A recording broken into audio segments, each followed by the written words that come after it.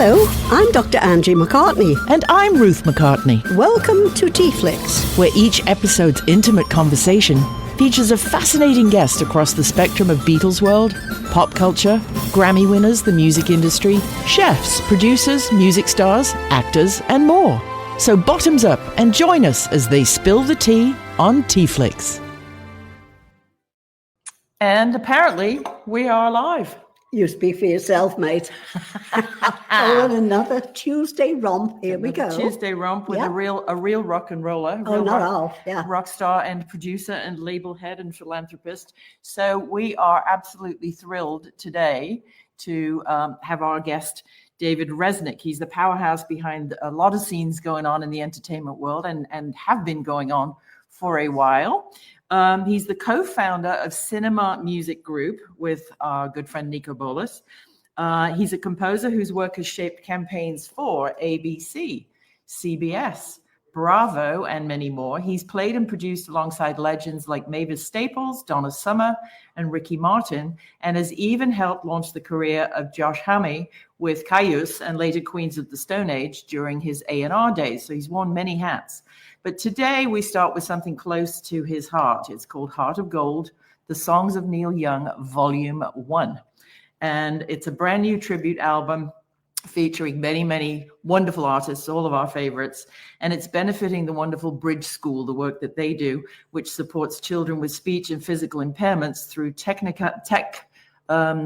innovations, creativity, and community. So let's dive in and welcome David Resnik. Hi, David. Hi, David. Good morning. Good morning to you both and to everyone. Thank you. Good morning. Absolutely. Thanks so much for taking the time. I know how busy you must be with this brand new release just come out and the wonderful launch party you had at Jeff and Tina's Village. Yes, that was great, right? I'm glad you were there. Yes, absolutely. Wouldn't have missed it for the world. So the latest project, Heart of Gold, it features, I'm going to tell the kids, Brandi Carlile singing Philadelphia, Fiona Apple sings Heart of Gold, Mumford & Sons, Eddie Vedder, Stephen Marley, Sharon Van Etten, the Doobie Brothers with Alison Russell, Steve Earle, Rodney Crowell, and your own label mate, Chris Pierce. So how did this first come about? Well, as you may or may not know, Niko has worked with Neil for almost 40 years now. And we started our business a few years ago, but in early 2023, he just called me one afternoon and said, hey, Neil's going to give us the blessing to cover his songs. Cool. And we thought, oh, wow, that's pretty cool. But how do we really make the most of that multi-level? So we kind of came up with the plan. You know, if you just called Brandi Carlile and said, will you cover a Neil song for whatever, it might be a little harder. Yeah. But the Bridge School is such a wonderful institution that it became quite easy to reach every artist that we had, because some of them had played the concerts, which lasted almost 30 years till 2017. That's right. And all of them are Neil fans. Right.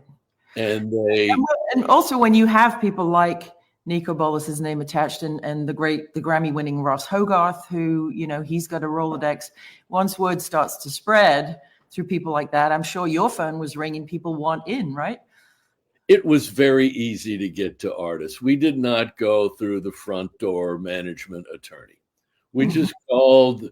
You know, Ross would call Rodney Crowell directly, Stephen Marley's manager, John Phillips, but everyone, once they knew what the goal was, right, they were on board. Yeah, great, wonderful. Yeah, I mean, I know there are a lot of Neil fans out there, but I'm not sure how many of them know of his family, you know, and children situation and all the work that he has done over the years, just behind the scenes. It's not Neil Young's Bridge School. You know, he just wants to help humanity. God bless him. Well, his late wife, Peggy, was instrumental in founding the school, right, because their son, Ben, is nonverbal. Right. And they didn't really have a place to educate. Yeah. And so Neil then became involved, bringing in his, tons of friends to do the live shows. And the live shows were very, very instrumental in building a financial base that still carries on today. Great. Right. Very strong endowment. Yeah. But our feeling was that it had kind of fallen out of the mainstream of discussion. Yes. Well, and COVID, there were no live shows, right? I think the last one. There was that. It stopped. Peggy and he divorced, and then she passed away. Right. And the concerts were put on pause. They may or may not start again. We're hoping this might be a catalyst. Mm-hmm. Hopefully. Shows going again on some level. But it was really easy to get people to get involved, and every artist had their own idea of what they wanted to do almost immediately. Oh, okay. That's what I was going to ask you. How did you go about choosing the songs, and where did it? So they came to you with their own ideas, did they? Well, let's use Brandy Carlisle for an example. We reached out to Brandy through our musical director, Dave Palmer. Uh-huh. And Palmer just called her up, and she was immediately on board and said, I want to do the song Philadelphia because that's important to me. Oh, okay, well, I see. It's yours. Stephen Marley, I don't know if Stephen was really aware of Old Man. That was Ross Hogarth kind of saying, hey, Stephen, go check this tune out. You're going to find it connects to your heart. Yeah. Rodney Crowell, immediately, I want to do Mr. Soul. Okay. Okay. So we would go down the line, and it was kind of a first come, first serve. Yes. Right. Interesting. Was there a particular track or a version and an output that surprised you in any way? They all surprised me on some level, how working with Sharon Van Etten. So the first session that Niko and I produced, we did 3 artists in a day. We did Chris in the morning, the Chris Pierce Southern Man.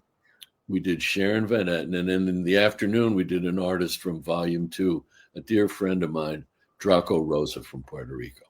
Mm-hmm. Sharon came in, and I was tangentially aware, there's so much great stuff out there living in their own ecosystems that I don't always, as a boomer, know everybody. So I really didn't know this young lady.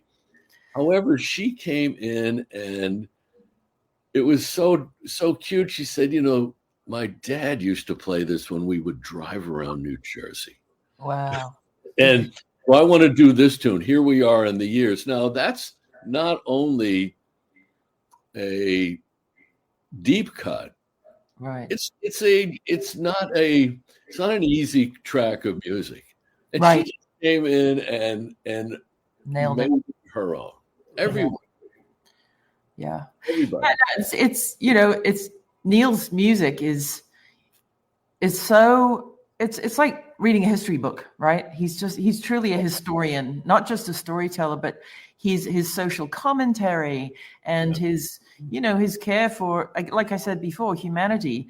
I think that I'm not surprised actually that some artists pick their own songs, and then people like Ross would turn younger artists onto older songs. But that's another benefit out of the beauty of something like this, is that, there's just so much material to choose from, and you've got legacy artists, and you're also giving newer artists a chance to shine on a stage with big names, right? Well, what you get with Neil, Ruth, is that his work is so heartfelt and real. Yeah. That the younger generation has found it on their own on some level. The legacy acts like Los Lobos, when they came to do Cinnamon Girl, that's on Volume 2. Right.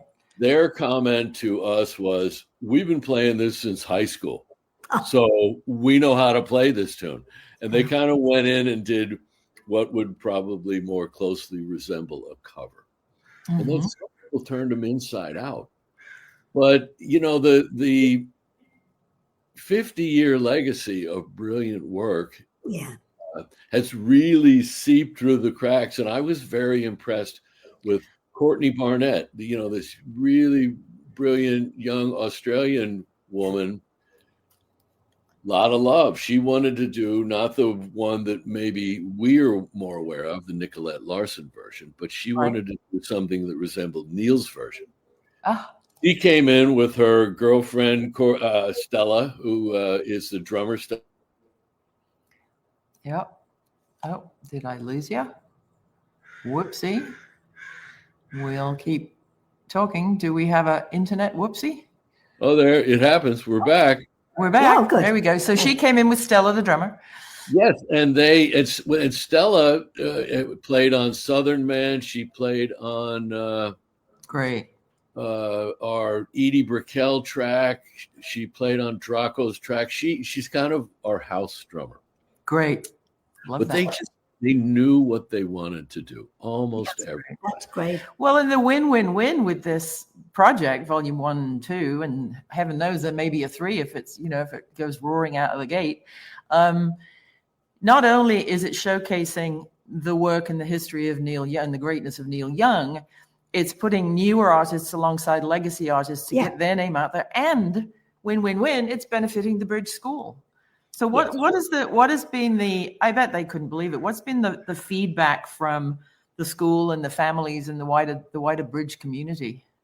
Well, the school has been incredible, and obviously they are very appreciative that we've helped re-elevate their profile. Yes. And you know, Niko has mixed most of the shows over the years, so he knew a couple people from the board, and he knew the heads of the school and put us in touch early on. And you know, they've been, and then we went, when we structured our deal, we were able to put a deal together where we could bring the school $100,000 out of the gate. And that was with this really wonderful new company called Killphonic Rights. So in December, Niko, myself, our artist Chris Pierce, and Caleb from Killphonic, we went to the school. And we made one of those big, like, lottery checks, you know, and we went up there. But we went to the school, and it was incredibly moving and life-changing for all of us. Where we really knew what we'd done was a really good thing. And where the money's going, that's the problem with these huge national and international charities. They're doing yeoman's work, but there's so many administrative layers. You know, you give somebody $100, they wind up getting $3.68 because of all of the hands it has to pass through. We knew that Vicky Casella, the head of the school, was going to invest every penny. And the board and Neil's team, Frank Gironda, remains on the board. So they spend very wisely. Yeah. It is not cheap because each individual chair with a computer on it is it's like a little spaceship. Oh, yeah. It is, but meeting the young people and the frontline young people, I have to call out the actual teachers. They were usually, let's say, late 20s. In their, oh no, not again. I hope it's not me. We're back. Yep. I hope that's not my internet. I don't know. I'm not getting any bad signals. It's Spectrum's having a headache. Sorry. So the teacher. Oh dear. This is just driving me crazy. Okay, I can hear you both. Okay, good. So keep going. So it is actually National Teacher Appreciation Week, by the way. So good to be talking about teachers. Yeah. The teachers were the heroes of the whole thing, and obviously the administrators are facilitating all of it to happen. They have a great team. They have a great team. We were so impressed. And And there was one young girl named Ariana. She was maybe 9 years old, from Mexico. And she kind of just took a liking to me and started asking me questions. When we first came in, we were watching them working. What the school requests you to do is to sit down with the kids so that everybody's on the same level, so that you're not sort of towering over them. And Right. And this Ariana starts asking me questions. How old are you? I'm old. Very. What's your birthday? June 18th. Yeah. What do you speak Spanish? And my response was, yo hablo un poquito español. Yeah. And then we were buddies. And it was just, to see the kids that would be struggling on the sidelines of life. Yeah. Being right in the game. Wow. Yeah. And she was adorable when Chris started playing. So we ended up doing a little showcase. There's a school next door, and we brought a bunch of kids together, and Chris Pierce played a little acoustic set. How nice. And Ariana just kept hitting her.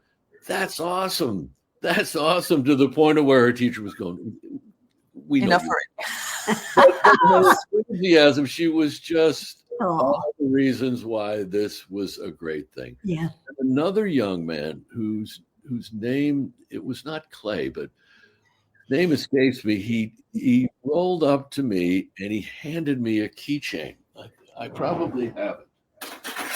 Here it is. Bridge School. Oh, yeah. The back, it says, everyone deserves a voice. Oh. That almost sent me into I get a little choked up. Sure. Remembering it. Oh, sweet. And the capper of all this, when we were putting the record together at one point, as we were designing the inner cover of the physical album, our well-meaning graphic designer put a picture that he found on the internet of Neil. And Niko texts the group and says, don't do that. It's not about Neil. This is about the school. Oh, we were like, oh, okay, hang on. So I called the head of the school, Vicky. Vicky, is there any artwork from any of the young people that we could use? Great idea. Yeah. Well, she sent us an artwork from this kid, Clay Holquist.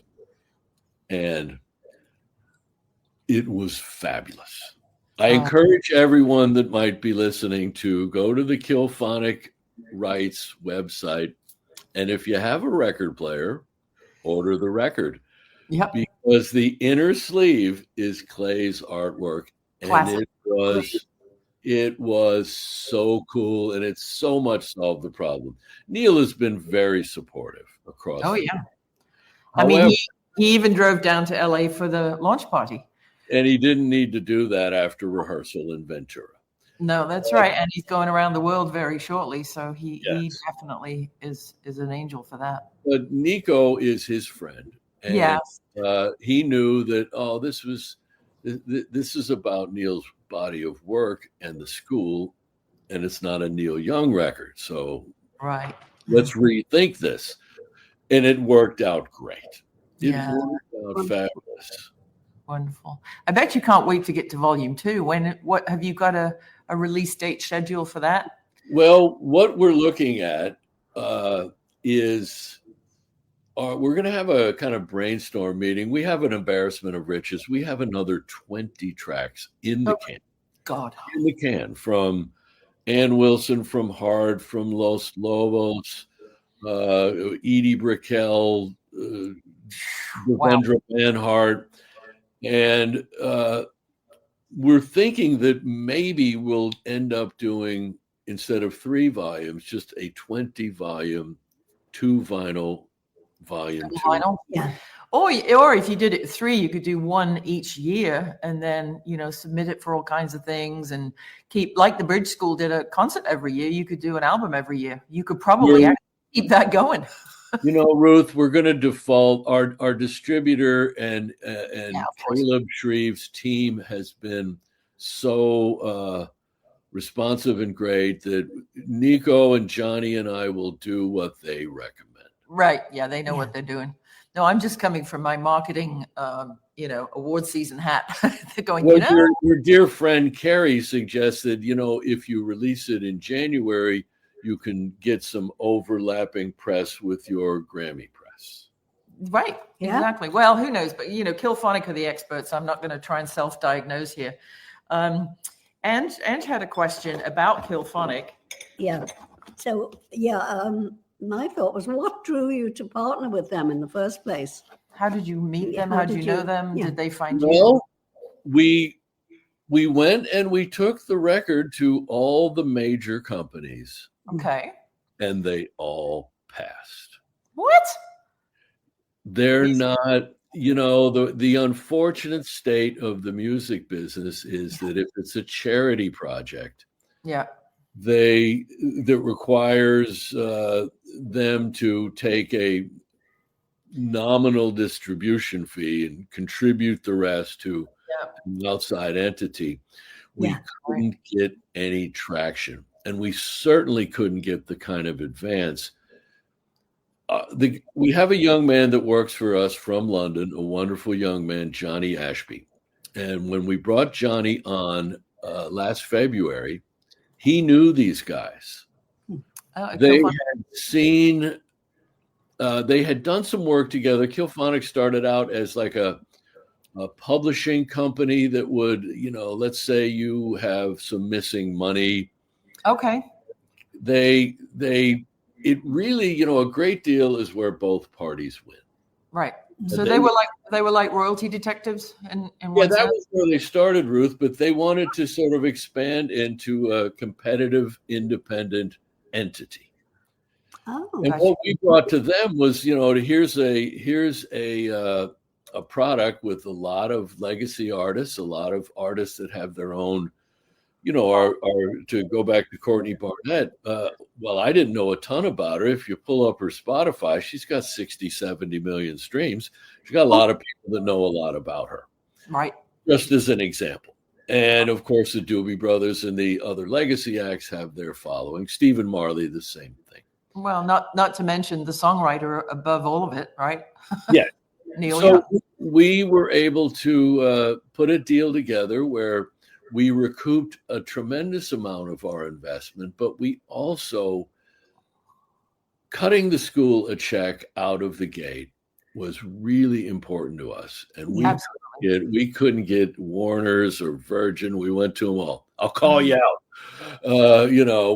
They all just, we had a fairly large scale attorney shopping it for us. Right. But these guys showed up. And they needed it, and we needed them. And they just turned out to be, Caleb has put together a wonderful, we think the world of him and his leadership ability because of the team he put together. Great. That's fantastic. So that's how we ended up with them. Well, it sounds like a marriage made in heaven, actually. It was serendipity because it was the best choice, and so far, so good. They've done it.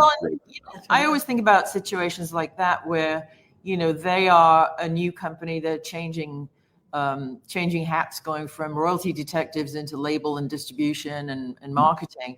And so you are their most important client. They're always going to pick the phone up for you. If you're with one of the major 5 labels, you're one of 500 artists calling to say, where's my royalty statement? And why is this wrong?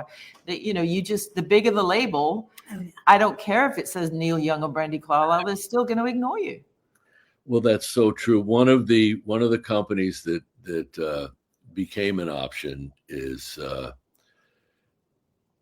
they handle a lot of legacy acts. So we would be competing with correct. Yeah. Frank Sinatra and Led Zeppelin and the Eagles. And, how do you get through that forest? Right.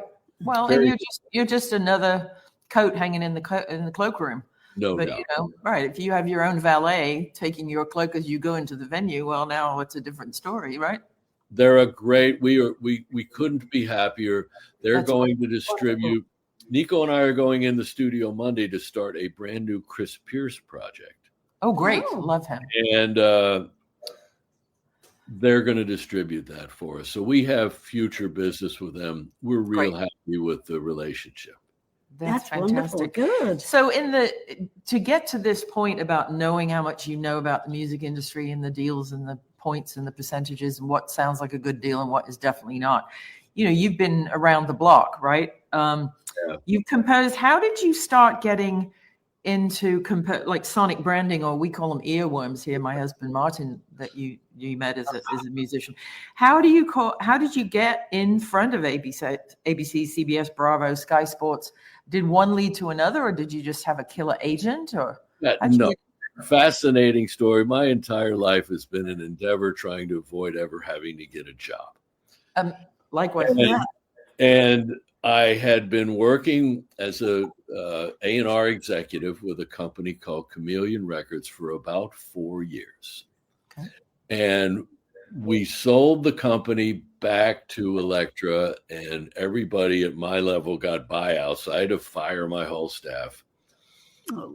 It was A&R is a very difficult job because you get 2 submissions a day. Yeah. 10, 15 a day, and you sign 2 a year. So your entire life is no. So when that folded, I didn't really want to do it again. And so I just started calling some friends up, and I had a friend that was a composer for a company called Ad Music.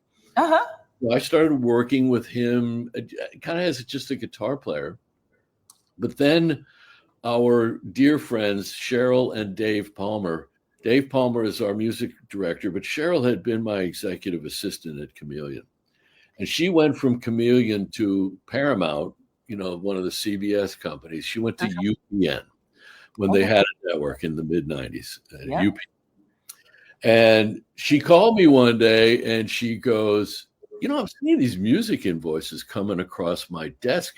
Can you do this? And I'm like, oh, yeah. Oh, yeah. Always say yes. Always say yes. I don't know what I'm talking about. I'm literally lying. And so I call my friend Jim Goodwin. And I'm like, Jimmy, can we do this? And we started out doing, UPN used to have like 3 nights a week, 2 nights of comedy. A lot of it was interesting black comedies like Moesha. So we started writing these little comedy jingles like Back to Back Monday on UPN. And that was, singers loved us because they'd come in and they'd sing for literally that long and we'd pay them and they'd go out the door. Yeah. Martin used to work for Ad Music actually, and Dane Blair and Who Did That Music and all of that. So I'm familiar with that. Jim Goodwin was one. So he probably knows Pat Weaver. Pat was the young lady that hired my friend. And I was just the guy that would come into Ad Music and play on mostly Jimmy's spots. I don't think I played on any of Dane's spots. However, that led to meeting a company in the late 90s. As you probably remember, there were a ton of there were a ton of new networks coming online. Right. There was a company called Pittard Sullivan that we got involved with, and they we would just call we're constantly kind of hustling. Yeah. So we ended up doing a spot for Pittard Sullivan in maybe 97, which was Sky Football. Okay. Simple. Ba-da-da-da, so it was really stupid stuff. But it's harder to do than you think, though, because you're given a very small amount of time and you're supposed to create emotion. It's not that easy. The ABC was the most interesting because they still use it. We did it in 98. I still see some royalties coming in on my BME statement. They came to us and they said, we want something that kind of between Satisfaction and the Intel. Yeah, exactly. So we kind of started scratching our heads. I was sitting at home one day and I had the light bulb and I called my buddy Jim and I said, Jimmy, we're going to win this. Yep. And what I had come up with was a 3-pronged, simple mnemonic. Uh-huh. For the evening shows, I would do something that was ba ba ba ba, very dominant, and Yes, I remember that. And then for the daytime shows, we did major ba gang gang gang, very happy for your date stuff. But so one major, one minor. Yes, well, but the way we won the job was a conference call with the guy named Mike Benson and my whole team. I pitched those two and they said, and I've got one more and you're going to love this. We can do it with no notes. We can do just drums going. And I banged on the table. And my client looked at me like, you're fucking crazy. I'm sorry. No, that's fine. That's fine. You're out of your freaking. But the head guy got that grin on his face like, oh my, we just beat Intel at their own game. And the guy was like, he was driving down the West Side Highway or something. He said, oh, that's cool. And we won it. We won the gig. And we probably between 98 and 2001 did 300 good God 3 to 5 second bits of music. Wow. And so we were able to make money, cash and carry from the creation. Yeah. And then we also were the songwriters on it, which allows us to continue to. They don't use it as much. I'm very familiar with it, though.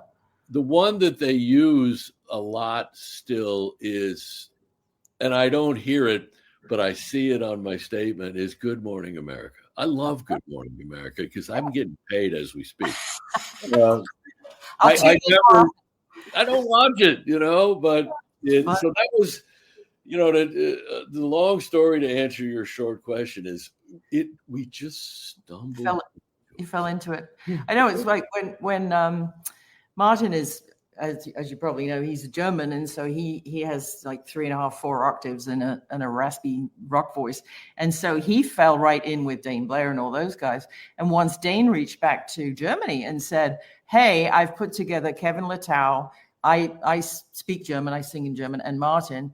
And then Gene Morsford would, put the choir and everything together. So he reached out, and all of the German broadcasters wanted to come to Hollywood, to come to LA, bring their wives to Santa Monica.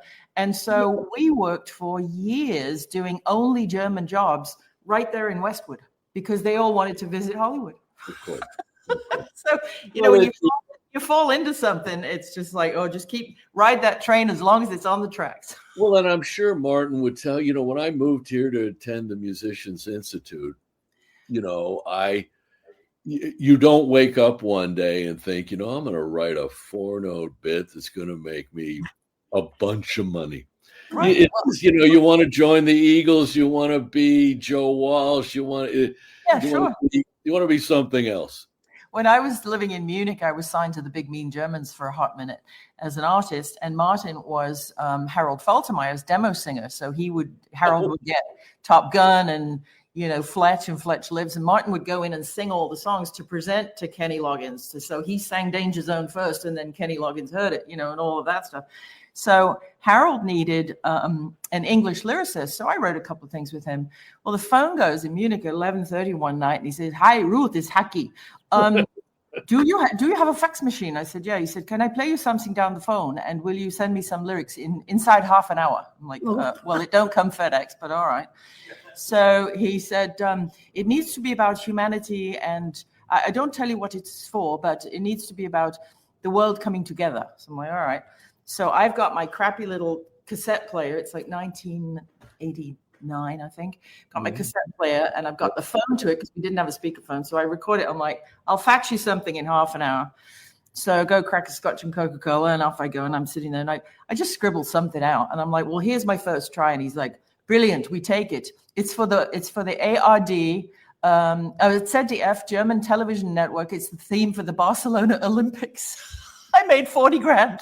Well, You just never know. Great thing, and I bet you and Martin would agree completely, is that what you learn in that business is that you can do it, and you can do it in an hour. Mm-hmm. You don't. We used to get jobs that would be UPN would call in the morning, and we would need to, because this was the 90s, we would need to put a DAT on the back of a motorcycle and send it to the west side. That's right. I know. But if there's money, if there's a reason, creativity is better. If you thought too much about those lyrics, you might. No, it was called Forever Human. It wasn't one of the greatest lyrics I ever wrote, but it played over and over and over and over again during the Barcelona Olympics and then the Special Olympics thereafter. And the German networks pay royalties like crazy people. And now they're doing 35-year retrospectives. And I'm like, wait a second, Gamer sent BMI. I just made $112. What the hell? And there it is again. We'll take it all, as it rolls through the door. I'll take it in Bitcoin if they give it to me. And all the artists that you named in my discography, most of them were happy accidents where I was working with somebody and I met somebody else, and the next thing you know, you're doing this. Yep. And you're doing this. So it was,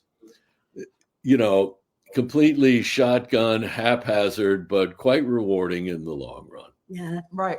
So we were just saying at the top, you've worked with an incredible range, Mavis Staples. Ricky Martin fascinates me, Donna Summer, and ROBI DRACO. So what have been some of your most memorable moments? Well, okay, let's go to Ricky. Yeah. So my friend, ROBI DRACO ROSA, it was a Menudo veteran. Oh, okay. Oh, yeah. Didn't realize that. And in the early 90s, he went to England and worked with Phil Manzanera from Roxy Music. Sure, loved Roxy. Well, Phil, being fluent Spanish with a Colombian mom, was producing a lot of Latin acts. So my friend went and made a record called Vagabundo, which to this day is one of the seminal rock en español records of all times. And it's really brilliant. And when he came to me in 95-ish and he played it for me, he concurrently said, my manager, Angelo Medina, wants me to write for my buddy Rick. Okay. And at the time, Ricky was in like a general hospital as a soap opera. Well, tangentially, the connection. My first husband was the music director and is a good friend of Ricky Martin's to this day. Well, so that Draco dates to those days. So my comment to him was, as we were sitting in my little studio listening to his record, so your wife's in the house with your baby, and you might want to. What do you got to lose? So I didn't see him for a couple years, and he drove up to my house one day in a BMW. I'm like, what the hell happened? He said, well, Ricky gave it to me. I'm like, he did?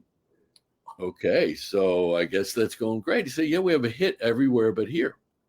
Okay, yeah, sure. Then Vida Loca came out, and the first time I heard it was on hold at the Guitar Center. And I'm listening to it, and I'm going. So I hang up, this is landlines. I hang up and I call Rob, he was still going by Rob at that time. I said, dude, did you write that? And he goes, yeah. I'm like, okay, well, I guess the college fund is taken care of. He said, yeah, come up and see the new house. Wow. So obviously that was giant. So about a year later, Jim Goodwin and I are in the middle of our ABC run. And that's kind of our bread and butter, making little 3-5 seconds bits for ABC. And Draco calls one day, he goes, hey, Dave, do you remember that song we started a couple years ago, Come to Me? Do you remember it? Do you still have the I think it was on a Fostex tape. Do you still have it? And I'm like, yeah, I do. He said, well, if you can finish it today. Here we go again, deadlines. I can get Ricky to record it. I'm like, you can? We're like, okay. let's drop everything. Let's just tell ABC that Jim called in sick. And we went about finishing it. There was no digital delivery then. So we burned a CD and I had to take it to like an air freight place and send it to Ricky's house in Miami somewhere. Yeah. And we sent it down there. And within a week, this wonderful producer that works with Emilio Esteban and Gloria, the Cuban. Yeah, sure. Love them. Yeah, George Noriega had produced it, and it was done. It was on the record, and it was wow. It was last minute moments. I remember when you had to literally drive to LAX or the airport or whatever and go air to air freight courier. You'd literally have to go to the courier thing, and they would walk it up the gangplank and onto the plane, and then somebody else would pick it up at the other end. And we'd be doing this with cassettes across the world. Yes. Do you remember a company called PD Rabbit? No. Well, they were just, God knows what they do now, but their business was running things all over town. Yeah. 3/4-inch videos. I remember Mercury couriers we used to use in London. Yes, very similar business. We just used the PD Rabbit because what we did for Ricky's thing is PD Rabbit took it to the place down by the airport. Yeah. Put it on the plane, and that's how we got it into the loop. So I guess there was no cloud back in those days. There was no cloud. If there was a cloud, it was going to rain. That's right. Well, we're British. We don't shrink. It's all right. We're used to the rain. That's amazing. So again, here's another tangential connection, of course, through you worked with Donna Summer, and she had her, the very beginning start of her career in Germany with Harold Faltermeyer and Frank Farian and all those guys. I used to sing English demos for them as well. And it really is a small world at a certain point, isn't it? Well, that one is a really super interesting story. In 1991, I was in Chicago, and I was driving my boss's car, which had a car phone. And at the time, it was like, let's call somebody. So I was with one of the guys that was the you could call him an inventor of house music. His name is Vince Lawrence. And Vince and I were just hanging out in Chicago on a Wednesday night. I said, let's call my buddy Keith Diamond. And Keith was a producer that I knew socially and had worked with. And Keith was producing Donna Summer. And so we just called Keith up. He was at the studio in New York City, and we just start chatting away. And I'm like, oh, Keith, I'm with Vince Lawrence. He's one of the founder, he's one of the guys who created house music. And Keith, in his West Indies British accent, I need a house track. I'm like, and then, Vince pops up because we can get you one tonight. Like, we can? Well, we went back and wrote it and sent him a FedEx. Wow. And I mean, back in those days with a Lindrum and enough weed, you could pretty much do anything, right? Well, those guys used the Akai. You remember the Akai? Oh, the Akai? That was kind of their instrument. Boom, boom, boom. Really was. Oh, that's right. The boof, boof, as opposed to the plink, plink. There was no guitar, but hey, Oh, that is absolutely. And that tune became a minor hit in Italy, of all places. So you, as a composer, know that you'll look at your statement and go, "Oh, Sweden, Sweden, the Netherlands."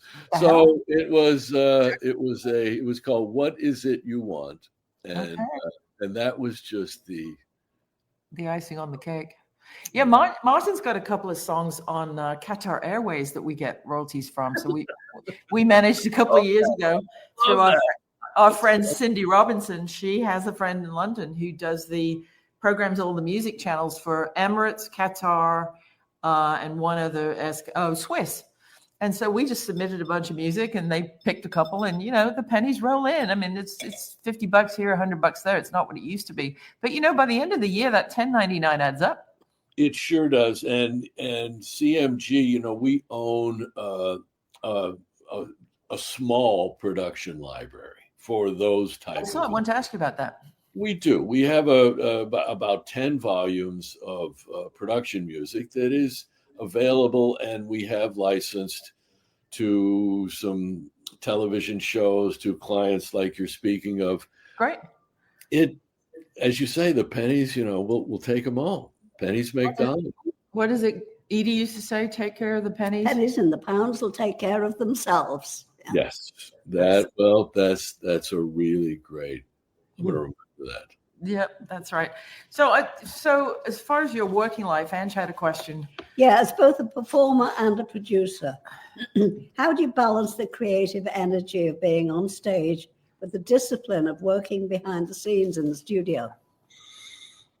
Well, it's been a while, Angie, since I have been a performer. Mm-hmm. I don't even play guitar on most of my records because what I find is that if I'm playing, I'm thinking about my playing. Well, I don't know. I saw you shredding it good at the Village a week last Wednesday. Well, nobody cared, but it was. I did. Well, I mean, in the sense that if you're producing a record, and Niko and I, our great complementary skills is we're all about getting it before you're thinking about it. So Niko's always like, I'd rather have you in here. So I'll call Doug Pettibone or Ricky Z or one of these great guitar players that I can just walk up to, Val McCallum, say, I need you to do something like this, but then not do it. Oh. I haven't really performed in a while. Performing is great, but I'm sure as every musician that comes on will tell you, the touring. Yeah. Oh, yeah. Never a fan of the road. No. And I admire people that can stay on the road. Willie freaking Nelson. Well, it's blows me away. The Stones, Paul. Oh, I know Rusty Anderson is actually the guitar player on my friend Draco's Rock and Espanol record that I'm telling you. I've known Rusty since before he got that gig, and he's had that gig for over 20 years now. Yes, him and Brian, sure. But it was never. First off, I was and am claustrophobic, so I didn't like the bunk. I'd sleep in the back lounge. I'd wait till everybody stopped watching the movie, and I prefer strategy than tactical. Digging is tactical. Yes. You're getting up there and you're defending your work. Yes. Night by night. And SONIA DADA in the late mid-90s. Your SONIA DADA days, you did a lot of that. Well, we opened for Traffic one summer, and as much fun as that was, and great to meet Steve and Jim. Right. It's all right. It's a lot of work. One of our old clients used to be the Nelson twins, Ricky's kids, Matthew and Gunnar. And when we were doing social media for them 4 or 5 years ago, they went through, oh my God, air delay after lost luggage, after they did a mini Europe tour and they lost the guitars and blah, blah, blah. I said, how do you stand it? And he said, because our dad, Ricky Nelson, taught us that you don't get paid to play music. You play for free. That 1.5 hours on stage is what you do for free because you love it. You get paid for the delays, the lost luggage, the crappy hotels, the shit breakfasts. That's what you get paid for. That's actually a brilliant analogy of the job in a nutshell. That's the job. And that was from Ricky Nelson, was taught that from Ozzie Nelson and his touring orchestra, who used to tour back in the 30s and 40s, and there weren't bunks. They slept sitting up in the bus. Right, in your basic variety of a school bus. In the Chitlin circuit and all of that, right? Yeah. So you have to love what you do, and clearly you love just creating and producing and writing and bringing great music to the forefront. So, what did you see? I have to ask you about KYUSS. What did you see in Josh and KYUSS that nobody else saw at the time? How come you got to sign them?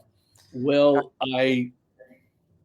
a friend of mine invested in Chameleon Records in the late 80s, and we got another little tech glitch. It'll come back. Zen it back. I don't know what's going on. There we are. We're back. We're back. So I immediately, so then they offered me a job and it was actually the first job I'd ever had. I made it all the way to 89 and on my wits. And I went into this job. I'm like, I don't know what I'm doing. I have no idea. So I looked around at the staff, and up at the front desk was this really cute purple-haired Doc Martin wearing young lady named Cecily. And Cecily was just, so I went up, hey, Cess, what should I do? And she goes, well, you know, there's a band called Nirvana, but you won't get them. And she had known them from when they were on Sub Pop, and sure, this was mid '89, so they had probably just signed their deal. Oh my goodness! You won't get it. And they didn't. Well, we did not. And she said, but there's this band called Sons of KYUSS, and I said, okay. So I went to their show, and one thing I learned from one of the brilliant people that I work for, a guy named Bob Buziak, he'd go, you know, when you're doing this, you have to separate your own personal taste from what could work. What you think the customer will buy. Yeah. If you go into a gig and there's 5,000 kids jumping up and down and you think it's terrible, rethink your position. Guess what? You're wrong. Well, you are. So KYUSS was playing in Hollywood at a place called Raji's, which is no longer there. Huh? And they were a bunch of teenagers that were, you know, and a guitar is tuned to E. They were down a fourth. They were tuning to B, and it was at 18 years old. And they, but I went to see them, and I was immediately impressed with their just full-on commitment. They were committed. And I brought my publisher, a really wonderful lady named Tammy Lester, and Tammy at the time was really into extreme, and she was a publisher. She was into songs. And I remember Tammy standing in the back of the room with her arms crossed, kind of scowling. And she goes, Resnik, I hate this shit. And I'm like, well, Tammy, you know what? That's all the more reason I probably should sign it. Because it was not her thing. And they were living it. Yeah. Yeah, no, it's living it. And it's not only what the sound is for kids, it's the community, it's the lifestyle, it's the commitment, it's the, you know, I mean, I don't think Bob Dylan is the greatest singer ever minted, but I think he's finally somebody said it. No, but he's one of the greatest artists because he's committed to telling his own stories in his own voice. He doesn't have to have 3.5 octaves and sound like Pavarotti. Bob still sells through. My son, who's 22, when he was 4, and he would scroll through at the time my iPod. Yes. He stumbled across Blowing in the Wind. And it changed his life. It changed his life. He, you know, then when we'd be driving around, he'd come back to it. And, you know, sitting in our little home studio, I came in here a few weeks ago and they were all blasting Positively 4th Street because at one point I told him, I said, this is one of the meanest songs ever written. Yeah.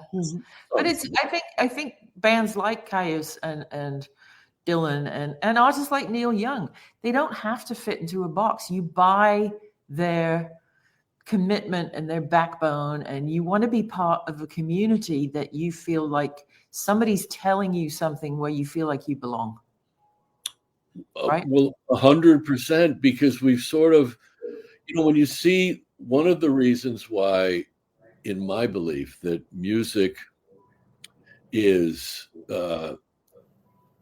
become a lot more disposable is because it's written by committee, and you know, you're sort of pandering on some level. You have tools that can fix everything, the pitch and the time, and there is You know, with Neil was never going to change who he was. Nope. You come with him, forget it. The Or great, don't. the Allman Brothers. These bands were going to do what they wanted, and if you don't like it, well, great. We're good. Yeah, go buy a K-pop record. That's fine. Yeah, and we've lost some of that because the music became a business. I feel lucky to be in my mid-boomer life to know that, when I hang out with the kids, I'm like, you don't know what Tower Records was. It was great. In my day. Cranky old dude. Yeah, right. I'm a cranky old woman. I get you. Well, there was just something about the fact that there was a moment from the Beatles till the early 80s where you could just find something new all the time. Yeah. It was great. I remember hearing Johnny Winter on the radio when I was like 16, and me and my buddy hitchhiking across town to go buy that album because we were like, and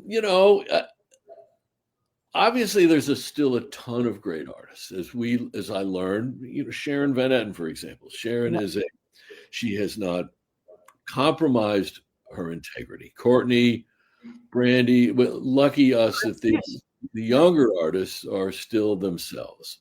Right. Well, there's a kid I was telling you the other day from Memphis, Nick Black. I want you to take a look at. He's very poppy music-y, but the messages are so deep, and he's found a way to speak to his generation through the music they listen to. But it's all still the same storytelling, and that in itself is a trick. You don't have to be a folk singer or a blues singer. I think there's a whole new generation of these kids coming up who are saying, well, if I want to spread my message, I need it to be not only in the voice that I like, but the music I grew up on and the music I like to hear and my generation likes to hear. So I think we're starting to see a shift with people like, Courtney that you're mentioning. Mary Cutter is another one, a country girl. She's just unbelievable. But, I think if we hang in there long enough, hopefully the pendulum will swing back the other way. And all of this, when I finally stopped recording years ago, they had just invented this thing called a Russian dragon. And I'm like, what's a Russian dragon? They're like, oh, well, it's for timing. I'm like, what do you mean? They said, oh, well, if your vocal is rushing or dragging, we can fix it into the beat of the track. So that it was called a Russian dragon. I'm like, it's time for me to leave the music business. I'm done. That would also be a somewhat underhanded description of certain drummers. Yes, correct. So if somebody called you the Russian dragon, you probably needed to practice a little more with the clip. You were in your own pocket. Yes, exactly. But Niko and I, one of our bonding moments, it's what we'll do next week. It's what we did with Chris Pierce when he recorded Southern Man. We'll get music charts together, but we don't rehearse. We hire people, we cast. Right. And then when I bring in Doug Pettibone, it's like, Doug, just play some cool stuff.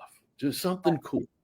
You bring in Stella Mosgawa. Well, Stella plays, like an old soul. And what we like is we don't want you thinking. We want to get it before you start thinking.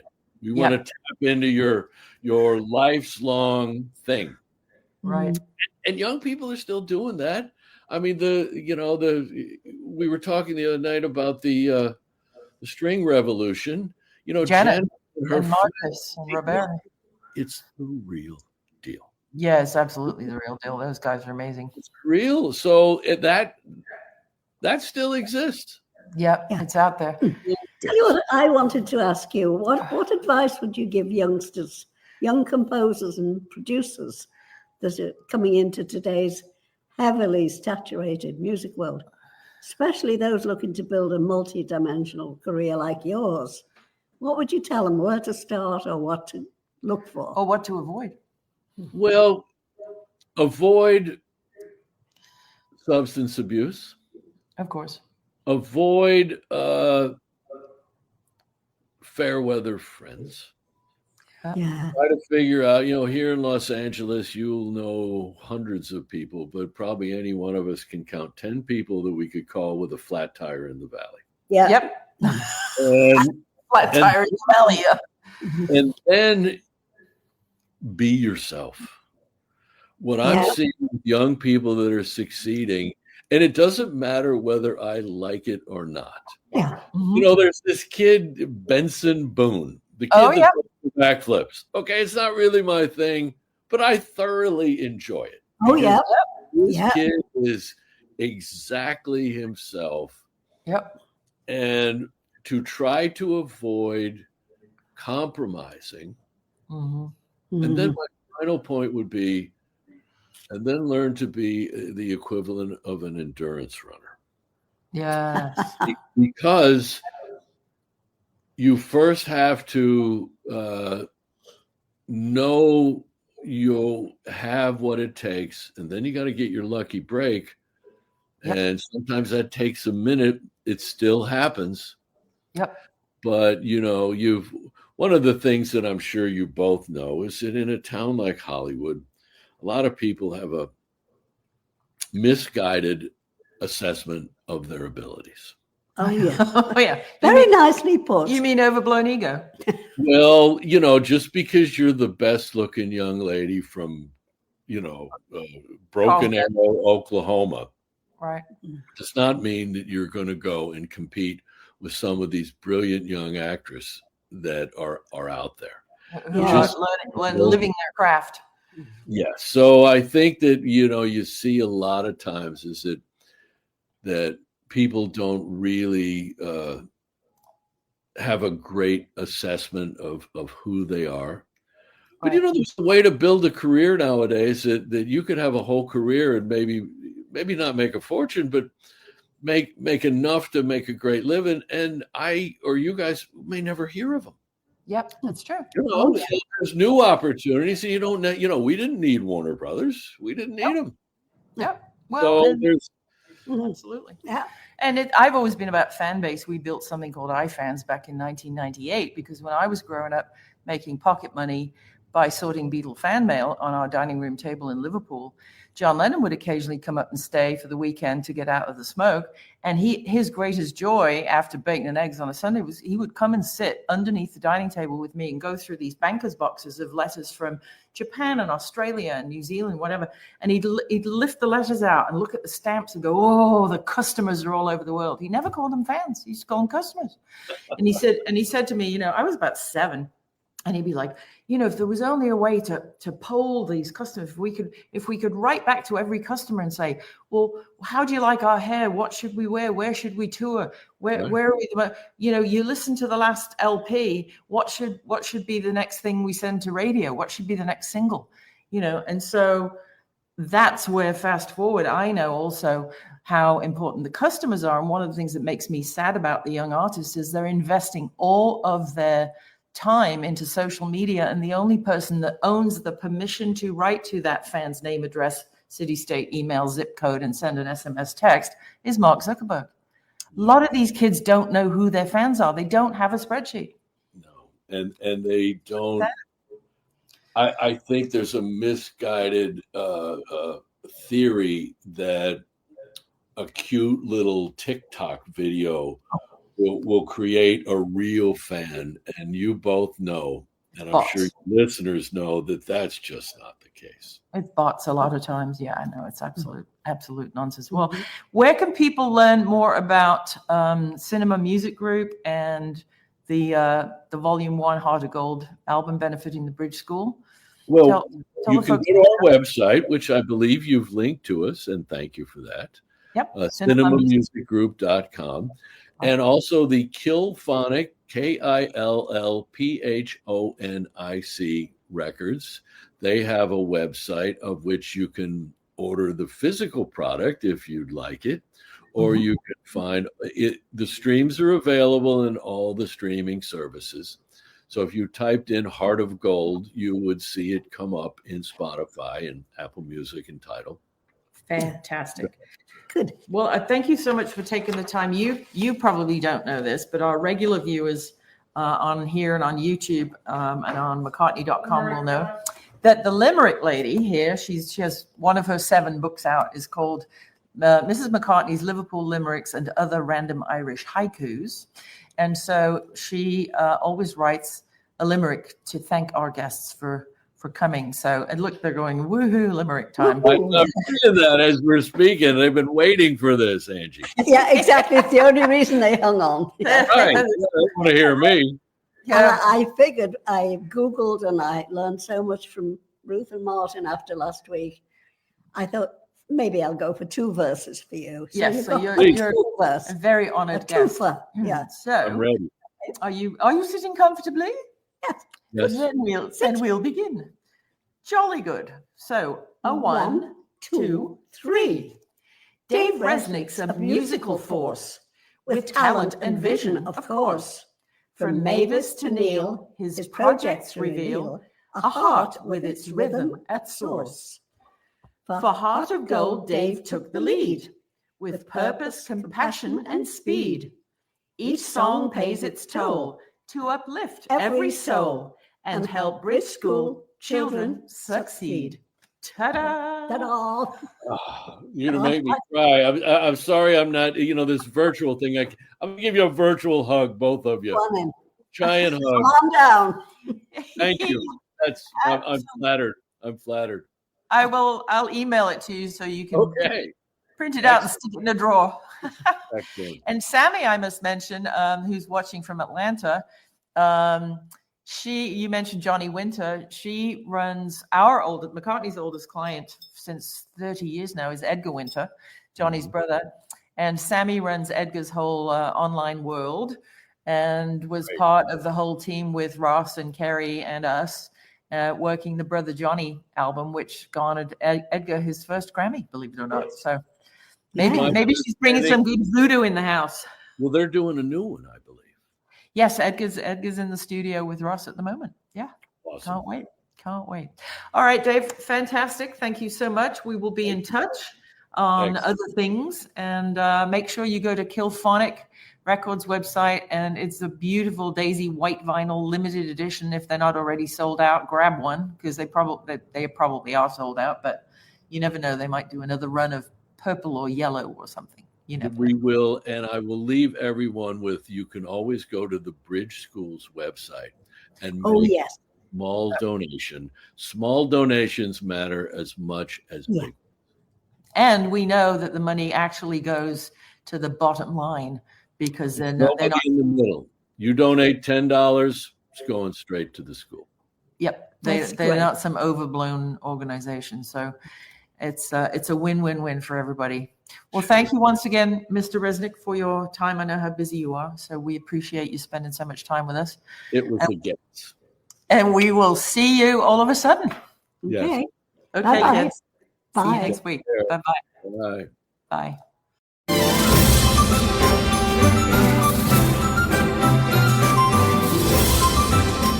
Thanks for tuning in to TeaFlix, and check out Dr. Angie's books, Organic Teas and CBD, at mrsmccartneysteas.com. Toodle pip!